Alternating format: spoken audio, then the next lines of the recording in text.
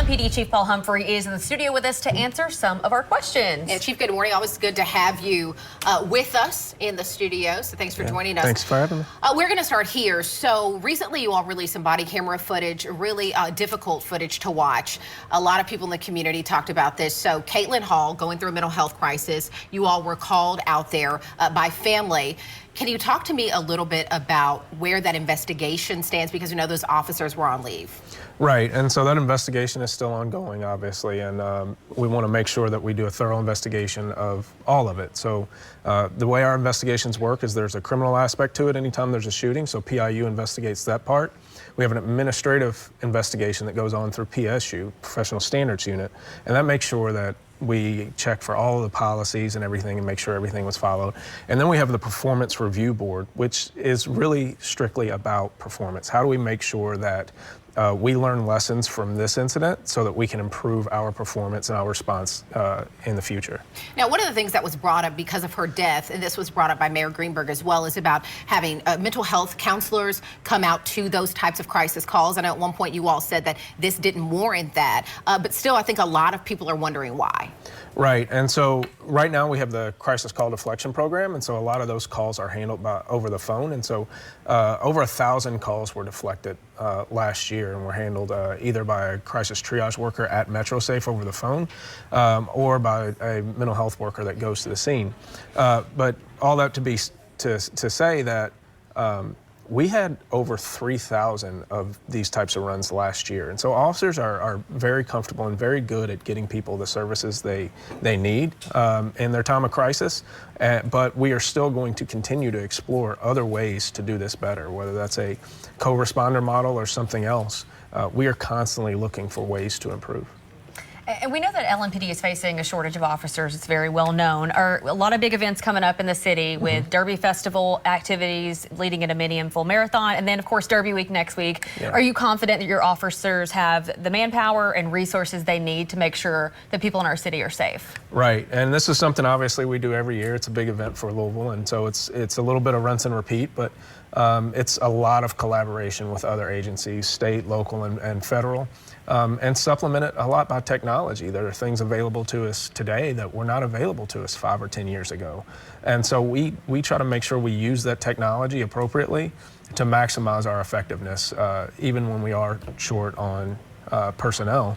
But we make sure that we have the personnel out there to keep people safe so that Derby goes off without a hitch and people can have fun and enjoy the time. Yeah, so statistically speaking, we know that summer tends to bring an uptick in crime, and recently some incidents out at the waterfront, also at places, you know, the Big Four Bridge and that kind of thing. Also, Bardstown Road has been an issue. What plans are in place to keep this from continuing to be issued throughout the summer? Right, and so when you put that in the context of our crime plan, we talk about, you know, short-term problems that we need to adjust our tactics to.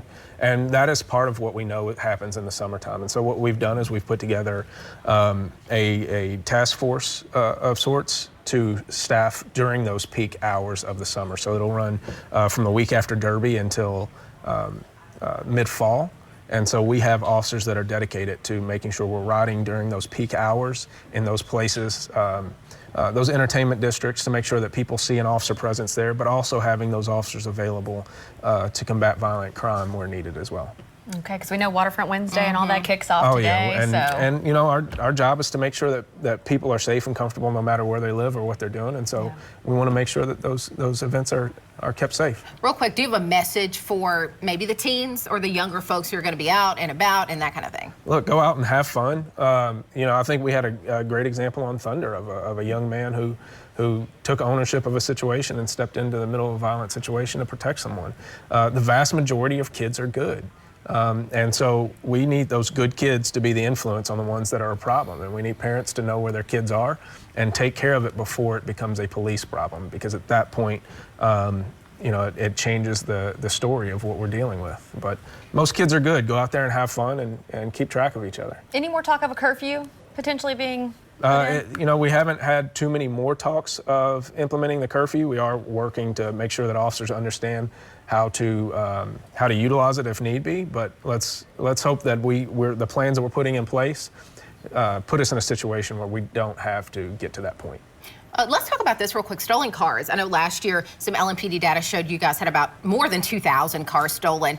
Has that been an issue in 2026? Right, and property crime is always going to be an issue, and we're seeing improvements there, and that's part of where we're talking about the usage of technology and our ability to conduct these investigations utilizing that technology to make sure that people know that this isn't a crime that you're just going to get away with. And so we've had very good success in a lot of our detectives' offices of targeting these people and these groups that are going around either breaking into cars or stealing cars, and we're putting solid cases on people and putting them in prison. Real quick, just minutes ago, we were talking about an arrest from a 2021 murder that just happened this week. So we're talking, what, 5 years ago? Yeah. Can you talk a little bit about your department's effort to continue to work on these cold cases that I know families probably continue to reach out to you about? Right, and families deserve justice, and they want answers for what happened to their loved ones. And just, it doesn't matter if the case happened yesterday or if it happened 5 years ago.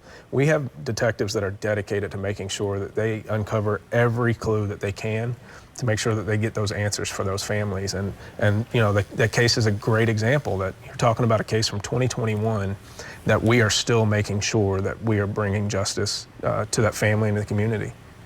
Okay. Thank you, Chief. Thanks for being here today. you We all. wish you and the department the best of luck these next 2 busy weeks. Well, it should be fun.